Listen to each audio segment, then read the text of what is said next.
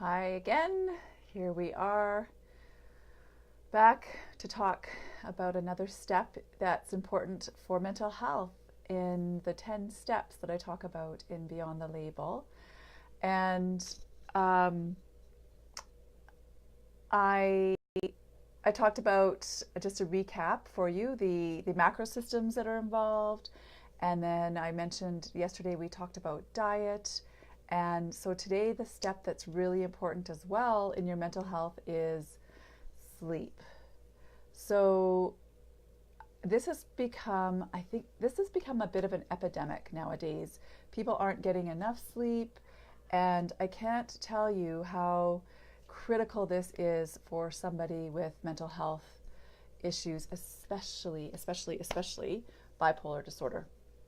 So here's the issues that I see in practice. It's either difficulty falling asleep, difficulty staying asleep. You can have both, a hard time falling asleep and staying asleep. You can have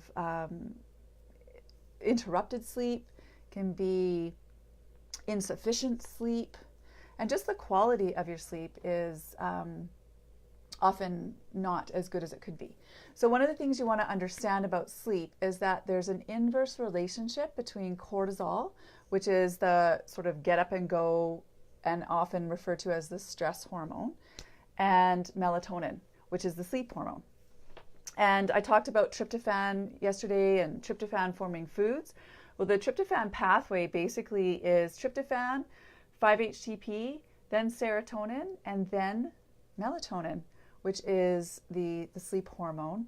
But it also has powerful antioxidant properties in the body. And so it's actually a very, very beneficial, I think, supplement for people. So the other thing for me has been this kind of an obsessiveness around sleep that I've had to work through, because I used to get really anxious if I wasn't falling asleep. So say I went to bed at 10 o'clock and sleep was escaping me for whatever reason, I would start to panic about that. And then I would think, oh my God, what's happening?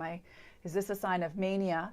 And so what you want to understand is your thoughts can trigger that cortisol to spike at exactly the time when melatonin is trying to rise. And so learning to have a very calm sleep routine before bed, to incorporate whether it's a form of, I'm a big journaler, so I like to journal. And but if you want to pray, if you want to meditate, just keeping things calm in that window at least 1 hour before bed, I think that's really, really important. Nowadays, people are on technology far too late.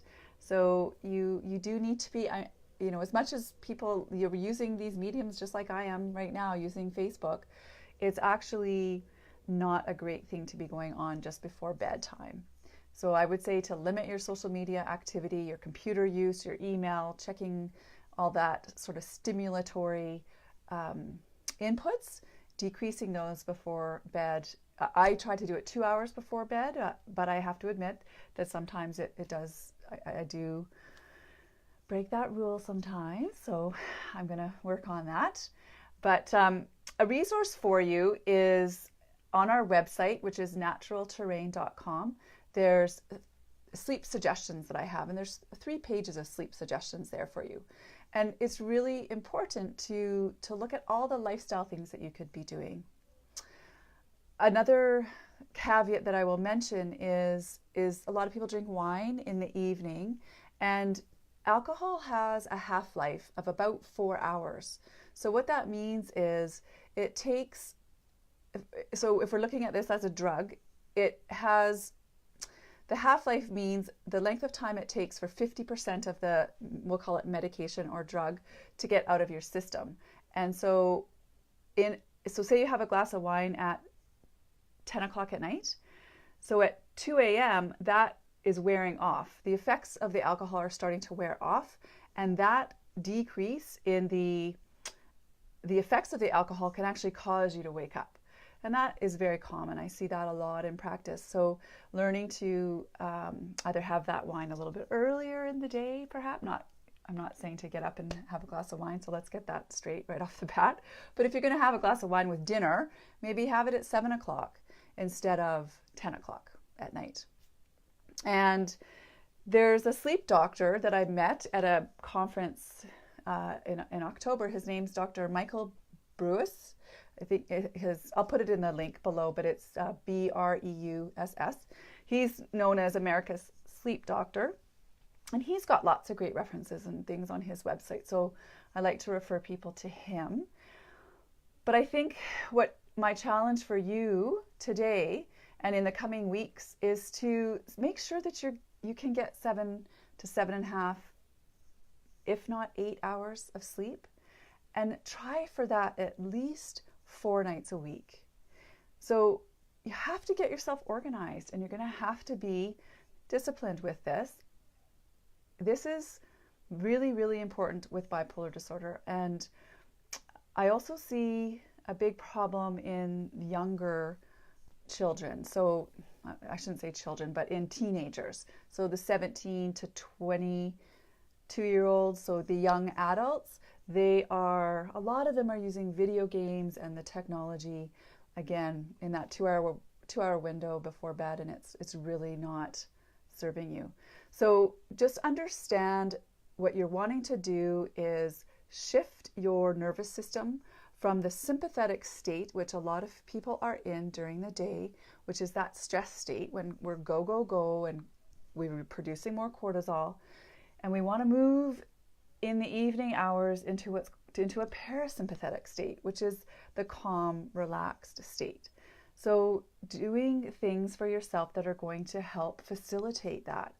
So for me, it's, like I mentioned, it's meditation, it's journaling, it's not having difficult discussions 2 hours before bed, not checking my email, not seeing if patients have contacted me.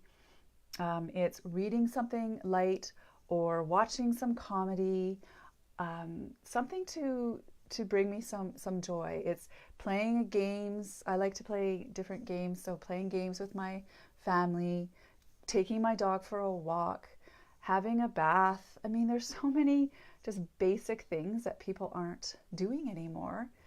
Again, because we're pretty busy being busy.